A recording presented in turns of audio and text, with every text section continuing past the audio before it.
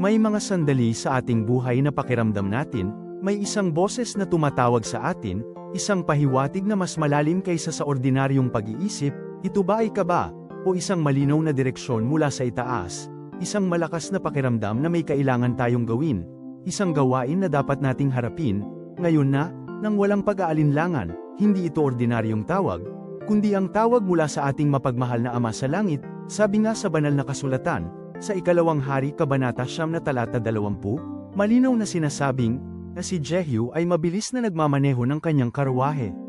Ipinapakita nito ang kahalagahan ng agarang pagtugon sa kalooban ng Diyos, ang Diyos na puno ng pagmamahal, ay may perpektong panahon sa bawat bagay, kapag siya ang tumatawag, hindi dapat mag-atubili o magpatumpik-tumpik, ang ating mabilis na pagtugon sa tawag ng Diyos ay hindi lamang simpleng pagsunod, kundi isang malalim na pagpapakita rin ng ating tiwala at lubos na pagmamahal sa Kanya. Huwag nating ipagpabukas ang maaaring magdala ng napakalaking biyaya at kapayapaan sa ating buhay, at maging sa buhay ng ating kapwa, yakapin ang tawag na iyan ng may bukas na puso, tapang, at walang hanggang pagmamahal, dahil ang Diyos ay laging nagmamalasakit at may magandang plano para sa atin.